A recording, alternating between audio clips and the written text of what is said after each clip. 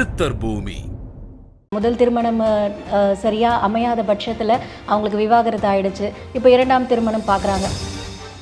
திருமணம் அப்படிங்கிறது இரு மனங்களுடைய ஒன்றிணைவு. அதுக்குள்ளார செக்யூரிட்டின்ற பாயிண்ட் இருக்கக்கூடாது. நான் ஒரு அறகுறை என்னை கம்ப்ளீட் பண்ணக்கூடிய இன்னொரு அறகுறையை தேடுறேன். செகண்ட் மேரேஜுக்கு வரும்போது don't expect a better life. வணக்கம், நான் ஏஎல்பி ஜோதிடர் காயத்ரி. நம்ம கூட இன்றைக்கி கூட இணைஞ்சிருக்கிறது வந்து பார்த்தீங்கன்னா ஏஎல்பி ஜோதிடர் ஆசிரியர் ஸ்ரீ குரு சாந்தகுமார் சார். வணக்கம் சார். வணக்கம் சார். இப்போ நம்ம தொடர்ந்து நிறைய கேள்விகள் பதில்கள் நம்ம மக்களுக்கு கொடுத்துட்ருக்குறோம். அதன் வரிசையில் இப்போ நான் என்ன கேட்குறேன்னா, நம்ம ஏஎல்பி முறையில் வந்து திருமண பொருத்தம் அப்படிங்கிற ஒரு விஷயத்தை எப்படி நம்ம பார்க்கணும்? ஏன்னா நிறைய பேருக்கு வந்து பார்த்திங்கன்னா வெறும் அந்த பொருத்தங்கள் நட்சத்திரங்கள்ன்ற மட்டும் அந்த பேசிக்கில் மட்டுமே பார்த்துட்ருக்காங்க இல்லையா? அவங்களுக்கு வந்து பார்த்திங்கன்னா நம்ம ஏஎல்பி முறையில் ஒரு முதல் திருமணமாக இருக்கட்டும், அல்லது இப்போது முதல் திருமணம் சரியாக அமையாத பட்சத்தில் அவங்களுக்கு விவாகரத்து ஆகிடுச்சு, இப்போ இரண்டாம் திருமணம் பார்க்குறாங்க அப்படின்னும் பொழுது அவங்களுக்கு எந்த மாதிரியான பலனை அவங்க ஏஎல்பி முறையில் பார்க்கணும்? ரொம்ப அருமையான கேள்வி. இன்றைக்கி நிறைய விஷயங்கள் இதில் தான் வருது. இன்றைக்கி வாழ்க்கை முறை வந்து நிறைய மாற்றங்கள் நடந்துருச்சு. நம்ம என்ன முதல்ல புரிஞ்சுக்கணுன்னா, ஜோதிடம் வேறு வாழ்க்கை வேறுன்னு பார்க்கக்கூடாது. ஜோதிடமும் வாழ்க்கையும் ஒன்று தான். வாழ்க்கையில் நடக்கிறது தான் ஜோதிடத்தில் காட்டுது, ஜோதிடத்தில் காட்டுறது தான் வாழ்க்கையிலையும் நடக்குது. அப்போது முதல்ல நம்ம தெளிவாக புரிஞ்சுக்கொண்டது, திருமணம் அப்படிங்கிறது இரு மனங்களுடைய ஒன்றிணைவு. இந்த மனம் ஒன்றாகணும், அதுக்குள்ளார செக்யூரிட்டின்ற பாயிண்ட் இருக்கக்கூடாது. அப்போ இது எங்கேருந்து ஸ்டார்ட் ஆகுதுன்னா, ஒருத்தர் சம்பாதிச்சு இன்னொருத்தர் டிபெண்டாக இருந்தால் காலம். முன்னாடி ஆண் சம்பாதிக்கிறது புருஷ லட்சணம்னு பேசுவாங்க. இன்றைக்கி பொண்டாட்டி லட்சணம்லாம் கிடையாது. புருஷ லட்சணம் பொண்டாட்டி லட்சணம் ரெண்டு பேருமே. இப்போ பணம் யாருக்காக சம்பாதிக்கிறோம்? ஃபேமிலிக்காகன்னு சொன்னால் அது கரெக்டு. நான் வந்து எனக்காக உனக்காகன்னு பேசுகிறோம். இப்போ இது ஏன் பணம் ஓன் பணம்ன்ற பேச்சு எப்போ வருதோ அங்கே தான் இன்செக்யூரிட்டியும் ஸ்டார்ட் ஆகுது. கண்டிப்பாக முதல்ல இது புரிஞ்சுக்கணும். அப்போ முதல்ல ஓப்பன்னஸ் அபவுட் ஃபைனான்ஸ். ஏன்னா ரெண்டாம் பாவகம், ஜாதக ரீதியாக லைட்டாக சொல்கிறேன், ரெண்டாம் பாவகம் அது 7ஆம் பாவத்துக்கு 8ஆம் பாவகம். ஏன் காசுன்னு சொல்லிட்டிங்கன்னா அது உங்கள் ஆப்போசிட் செக்ஸுக்கு, உங்கள் ஸ்பௌஸ்க்கு அது வந்து இன்சல்ட்டாக இருக்கும். இது முதல்ல தெளிவாக புரிஞ்சுக்கணும். அப்போது பணம் சம்பாதிக்க வேண்டியது கட்டாயமாக இருக்குது. இன்றைக்கி ஆண் சம்பாதிக்கணும், பெண் சம்பாதிக்கணுன்றதை தாண்டி ரெண்டு பேரும் சம்பாதிச்சா தான் ஒரு நல்ல டீசென்ட் லைஃபே கொண்டு வர முடியுன்ற ஒரு இடத்துக்கு கூட வந்துட்டோம். இன்றைக்கி சமூகம் எல்லாமே உலகம் முழுக்காவே இந்த வந்திருக்கு. இது நல்ல விஷயமும் வரவேற்க தகுந்த வேண்டிய விஷயமும் கூட. அப்போது வருமானத்துக்கு மட்டும் பகிர்வா, பொறுப்புகள்லையும் பகிர்வா. பொறுப்பு கரெக்ட். அப்போ இந்த பொறுப்பு பகிர்வுன்னு வரும்போது பெண்களுக்குன்னே ஒரு சில அட்வான்டேஜஸ் இருக்குது. எப்படின்னா, குழந்தை வளர்ப்பு, மல்டி டாஸ்கிங், இதிலெல்லாம் பெண்கள் எக்ஸ்பர்ட்ஸ். மேல் ஒரு 70% மேலுக்கு இது வராது. அப்போது அவங்கக்கிட்ட இந்த வேலையை எக்ஸ்பெக்ட் பண்ண முடியுமா ரிவர்ஸ்லன்னா அது நடக்காது. அப்போ என்ன ஆகுதுன்னா, நேச்சுரலாக நிறைய லேடிஸ்க்கு ஒரு பணமும் சம்பாதிச்சு இந்த பொறுப்புகளையும் ஹேண்டில் பண்ணுறதுன்றது ஒரு பெரிய பேர்டன் ஆகிடுது. அப்போ பேர்டன் ஹேண்ட்லிங்கை ஷேர் பண்ணிக்கணும் ஹஸ்பண்ட் ஒய்ஃப்ஸ். சுகிசிவம் ஐயானுடைய கோட் நான் திரும்ப இங்கே சொல்கிறேன். ஒரு கரு உருவாகும் போது அது ஆணும் இல்லை பெண்ணும் இல்லை, சரியா? அது ஒரு நிறைவான ஒரு பொருளாக தான் உருவாகுது. குறிப்பிட்ட வாரங்கள் கடந்த உடனே அது ஆணுன்னு முடிவெடுக்கும்போது பெண் தன்மையை இழக்குது, பெண்ணுன்னு முடிவெடுக்கும்போது ஆண் தன்மையை இழக்குது, சரியா? அப்போது 50% இஸ் லாஸ்ட். இதுதான் முக்கியமான பாயிண்ட்டு. இது கரு வளர்ந்து ஒரு ஆணாகவோ பெண்ணாகவோ குழந்தைய பிறந்தாச்சு. அந்த 13 வயசு கடக்கும்போது தான் நான் ஆண் நான் பெண்ணுன்ற அந்த உணர்வு என்னன்னு புரியும். அது வரைக்கும் ஆணுன்னா என்ன பெண்ணுன்னு என்னன்னு புரிஞ்சுக்கிற இடத்துல இருக்காது அந்த குழந்தைத்தன்மைன்றது. அதுதான். அப்போ இதை தெரியும் போது தான் அது குழந்தையை தாண்டி அடோலசன்ஸ்னே சொல்கிறோம். இந்த அடோலசன்ஸ் வரும்போது தான் ஒரு சிலதை இழந்திருக்கோன்னு உணரும். அது உணர்ந்து தான் இழந்ததை தேடும். இதுதான் இன்ஃபாக்சுவேஷன் சொல்கிறோம். இப்போ இந்த இன்ஃபாக்சுவேஷன் ரொம்ப முக்கியம் வாழ்க்கைக்கு. இப்போ தான் இழந்ததை தேடுறோம். நான் ஒரு அறகுறை என்னை கம்ப்ளீட் பண்ணக்கூடிய இன்னொரு அறகுறையை தேடுறேன். நானும் முழுமையல்ல, என்னுடைய பார்ட்னரும் எனக்கு முழுமை இல்லை. ரெண்டு அரைகுறைகள் சேர்ந்து முழுமையாக்கிற முயற்சி, இதுதான் திருமணம். இது புரிஞ்சிக்காம நான் முழுமையானவன், எனக்கு கூட இருக்கிறது அரைக்குறைன்னு நம்புகிறோம். இது பெரிய ஈகோ கிளாஷஸ் கிரியேட் பண்ணுது. ரெண்டு பேரும் அரைக்குறை, ரெண்டு பேரும் சேர்ந்து தான் முழுமைகளை உருவாக்குறோம் அப்படிங்கிற உணர்வு புரியும் போது அந்த அக்செப்டன்ஸ் முதல்ல வரணும். எனக்கும் முழுசாக தெரியாது, உனக்கும் முழுசாக தெரியாது அப்படிங்கிற இடத்துல தான் ஒரு அக்செப்டன்ஸுன்றது க்ரியேட் ஆகும். இந்த அக்செப்டன்ஸ் க்ரியேட் பண்ணுறதுக்கு நம்ம கிளாரிட்டி இருக்கணும். நம்ம வந்து என்ன வாட் ஆர் நமக்கு என்ன டெஃபிஷியன்ட்ன்றது கிளாரிட்டி இருந்தால் அந்த திருமண பந்தம் கரெக்டாக வரும். ஏஎல்பி இங்கே என்ன ரோல் ப்ளே பண்ணுது அப்படின்னா, நான் என்னுடைய எமோஷன்ஸை நான் எங்கே மிஸ் பண்ணுறேன், நான் எப்போ என்னுடைய செல்ஃப் கண்ட்ரோலை இழக்கிறேன் அப்படிங்கிறது தான். இந்த இழக்கக்கூடிய காலகட்டத்தை என் பார்ட்னரும் எமோஷன்ஸை இழக்கக்கூடிய காலகட்டமாக அமையும் போது 2 பேருக்கும் ஈகோ கிளாஷஸ் உச்சிக்கு போகும். ஒரு தம் ரூல், ரெகுலராக சொல்கிற தம் ரூல், சண்டைன்னு வந்தால் யாரோ ஒருத்தர் தான் பேசணும், இன்னொருத்தர் பேசவே கூடாது. முதல்ல சண்டை ஆரம்பித்தவங்க தான் ஃபுல்லாக பேசி அதை கத்தி, அது பைத்தியக்காரத்தனமாக தான் இருக்கும் 100%. அதில் எந்த அர்த்தமும் கண்டுபிடிக்கக்கூடாது. Doesn't make any sense. மேட்னஸ்ன்னு சொல்லுவாங்க இங்கிலீஷில் கோவத்தை. அந்த மேட்னஸ்க்கு ஜஸ்டிஃபிகேஷனே பேசக்கூடாது. அது வந்து இட்ஸ் மேட்னஸ், அவ்வளோதான். ஒரு பைத்தியத்துக்கிட்ட சண்டை போடக்கூடாது. ஒருத்தர் கோபமாக இருக்காருன்னா இன்னொருத்தர் தெளிவாக இருக்கணும். 2 பைத்தியங்களுக்கு தெளிவு கொண்டு வர முடியாது. இது நம்ம முதல்ல தெளிவாக இருக்கணும். நான் வந்து பைத்தியம் இல்லைன்னு நினைக்கிறவங்க அமைதியாக இருக்கணும். பைத்தியம் பிடிக்குமா? நான் சொல்ல லிட்ரலி பைத்தியம்னு பேசல. நீங்கள் எப்போ செல்ஃப் கண்ட்ரோல் இழக்கிறீங்களோ அது பேர் தான் பைத்தியம். டெம்பரரி பைத்தியம் எல்லாருக்கும் பிடிக்கும். ஒரு அவுட் ஆஃப் கண்ட்ரோல் போகிறோம். இப்போ ஒருத்தர் அவுட் ஆஃப் கண்ட்ரோல் இருக்காருன்னா கண்ட்ரோல் இருக்கிற நிதானம் காட்டணும்.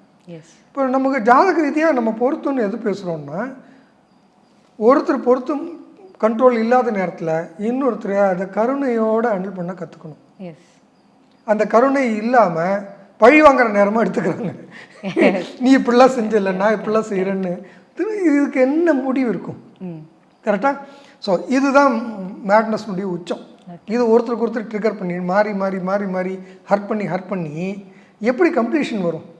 முழுமை இல்லாத அரைகுறை நிலையை அதிகப்படுத்துது 2 பேருக்குள்ள. இதுதான் பிரிவினைக்கு கொண்டு போகுது.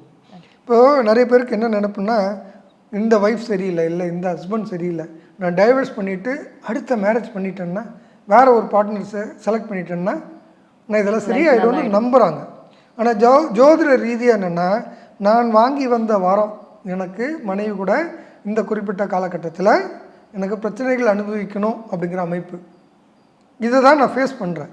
இதை ஜோதிடம் புரிஞ்சிருந்து கொஞ்சம் பொறுமையாக இருந்து அந்த காலகட்டத்தை கடந்துட்டா, அதுக்கப்புறம் நம்ம இதுக்கெல்லாம் சண்டை போட்டோம்லன்னு விழுந்து விழுந்து சிரிப்போம். ஆனால் இதை பார்க்க முடியாத இடங்கள் வரும்போது தான் அது டைவர்ஸ் ஆகுது. இப்போ டைவர்ஸ் ஆயிடுச்சு, ஓகே. செகண்ட் மேரேஜுக்கு வரும்போது don't expect A better life. ஏன் அப்படின்னா, காலத்தை பயிர் செய்யுன்னு சொல்லுவாங்க. திருமணம் வந்து இளமையில் செய்ய வேண்டிய விஷயம். இளமையில் ஏன் செய்யணுன்னா, அந்த இன்ஃபேக்சுவேஷன், ஒரு அடோலசன்ஸ், இது கலந்த ஒரு அட்ராக்ஷன் ஆணுக்கும் பெண்ணுக்கும் 2 பேருக்கும் இருக்கும். So flexibility of mind, flexibility of body 2மே இருக்கும். அப்போது ஒரு முழுமை பெறணுன்ற உணர்வோட விட்டு கொடுத்தல் அதிகமாக இருக்கும். இது கடந்து இதில் ஏற்கனவே கசப்பான ஒரு அனுபவத்தை பெற்ற பிறகு அடுத்து போகும்போது இதனுடைய தாக்கம் அடுத்த ரிலேஷன்ஷிப்லேயும் கண்டினியூ ஆகும், கேரி ஃபார்வர்ட் ஆகும், கட்டாயமாக ஆகும். நீ எவ்வளோ பெஸ்ட்டு சைக்கலாஜிக்கல் கிளாரிட்டி இருந்தாலும் உங்களுடைய விட்டு கொடுக்கும் தன்மை இழந்திருப்பீங்க வயசு கடக்க. நம்ம வயசு அதிகமாக நம்மளே டிஃபைன் பண்ணிக்குவோம். நான் வந்து கோவக்காரன், நான் புத்திசாலி, நான் வந்து பணக்காரன், நான் படித்தவன். சின்ன வயசில் இதெல்லாம் இருக்காது. கண்டிப்பாக நம்ம வந்து ஒரு கேஷுவலாக இருப்போம். போக போக நான்ற எண்ணம் வளர்ந்து தான் ஆகணும். சரியா? இந்த வளர்ச்சி திருமண வாழ்க்கையில் பாதிப்பு உருவாக்கும்.